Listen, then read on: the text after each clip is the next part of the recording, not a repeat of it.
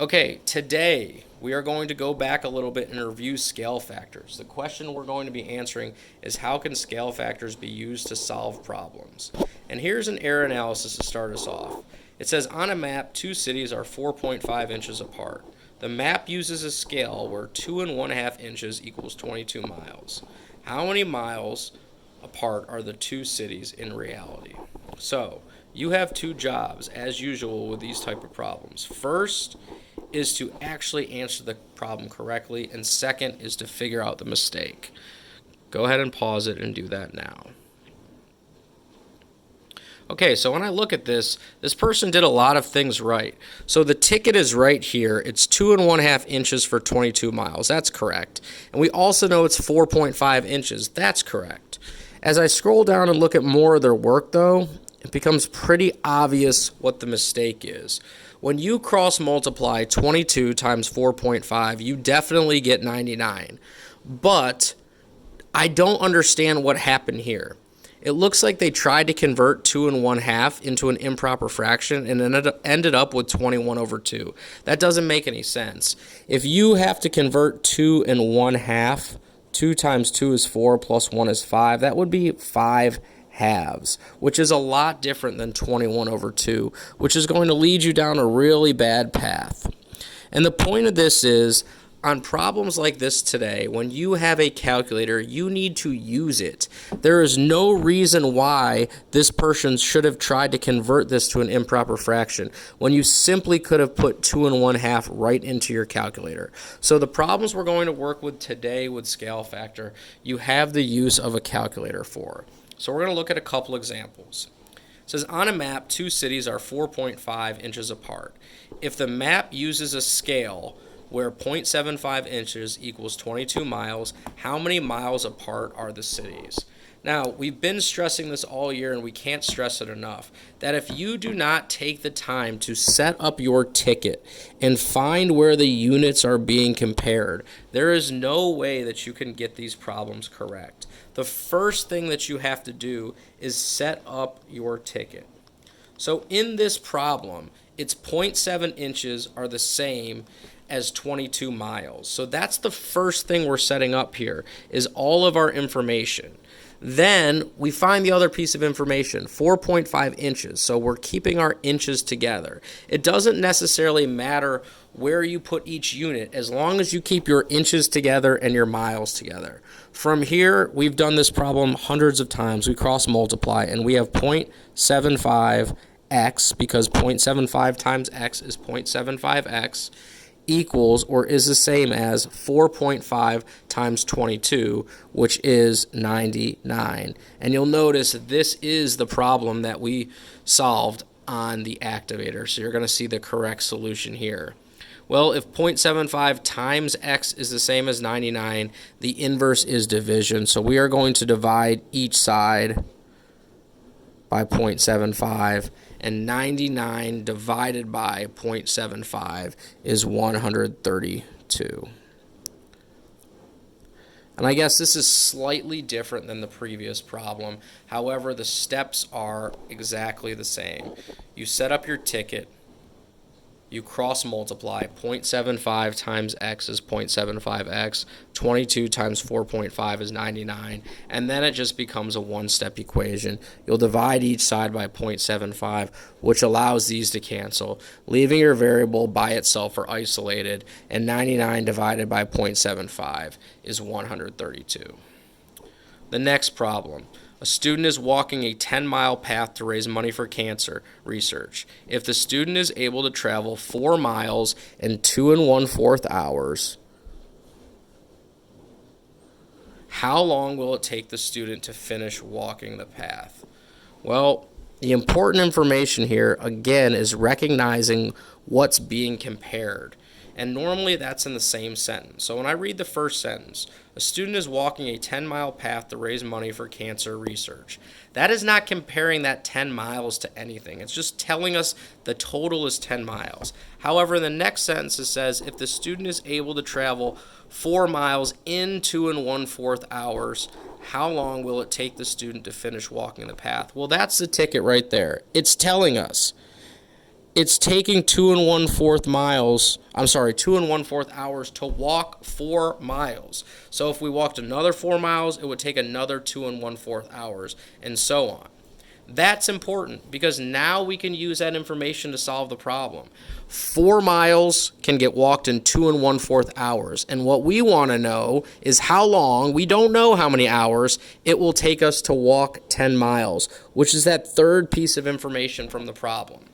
From here, it's just a simple procedure that we've been doing all year long. We cross multiply, which means we multiply 4 times x, which gives us 4x. We multiply 2 1/4 times 10, and when we multiply 2 1/4 times 10, 10 times 2 1/4, and on your calculator, if you don't have a blue calculator like this, you can always use 2.25. So 2.25 times 10 gives us 22.5. So 4x is the same as 22.5. And again, it's a one-step equation. We'll divide each side by 4 because 4 divided by 4 is 1, leaving us with 1x, and 22.5 divided by 4 is 5.625.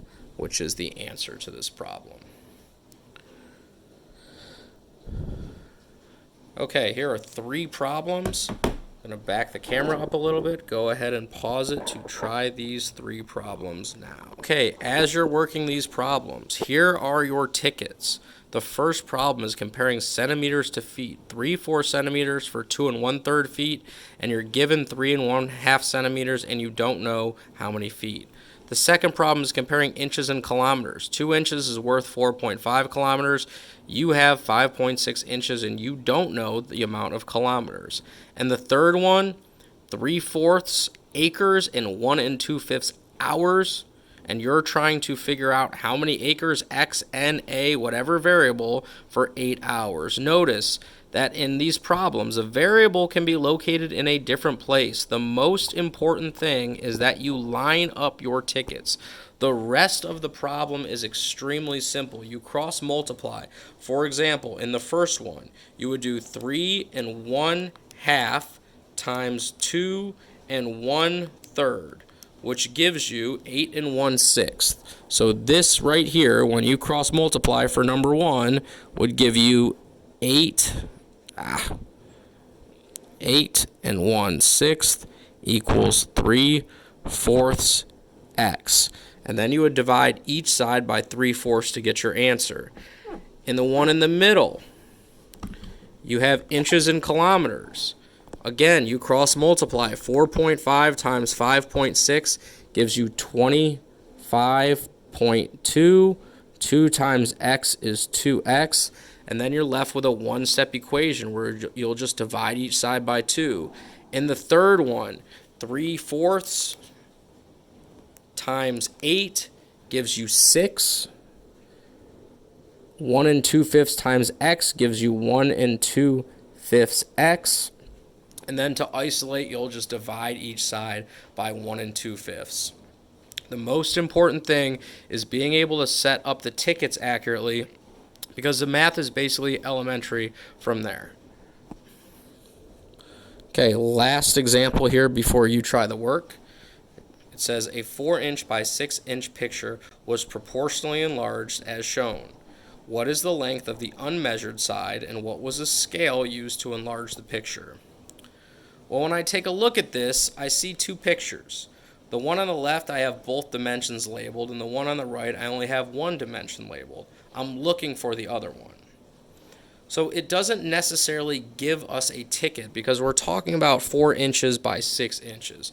So I can't use inches and inches as my ticket. However, there are some things I can use. When I take a look at my drawing on the left, I actually know both pieces of information. So if I wanted, I could call it length to width. And I know the length of this drawing is 6. The width of the drawing is 4. When I come to my drawing on the right, well, some information I have and some information I'm missing. I actually don't have the length, but you'll notice it's similar to this length of 6 over here. I don't know what this length is. And I do have the width. The width of this is 6. So again, when I have my proportion set up, it's fairly simple. I cross multiply. 6 times 6 is 36. 4 times x is 4x. Then to figure out what x is, what that dimension is actually going to be on that new picture frame, I just divide 36 divided by 4. Looking at my answer choices, I know that x has to be 9. So D can be eliminated and A can be eliminated. So then I need to think, okay, what happened? How did it increase? It's either by a scale factor of 2 or a scale factor of 1.5. And to go from 4 to 6, I multiply by 1.5. Here's the last one that we're going to try today before we get you on the work. I'll leave it up and you can go ahead and try this for yourself.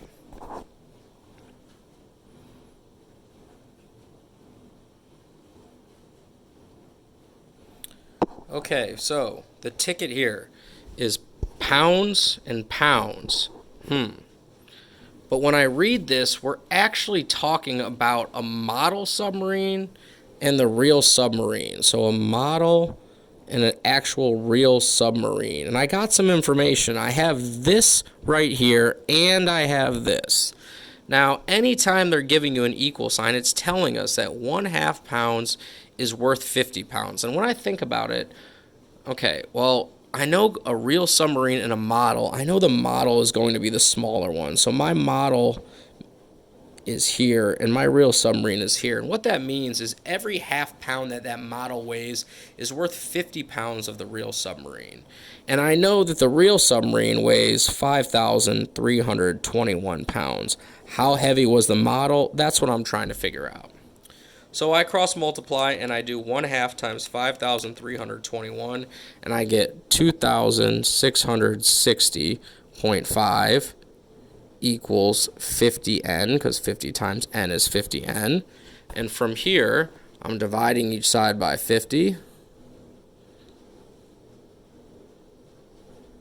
50 divided by 50 is 1, so those cancel out, and my n, my variable, is left by itself. And then 2,660.5 divided by 50 gives me 53.21, which makes sense. A model submarine, which would still be pretty big, would weigh about 53 pounds for the real thing weighing over 5,000 pounds. Okay, your classwork for today is a bit.ly/prop review 2020.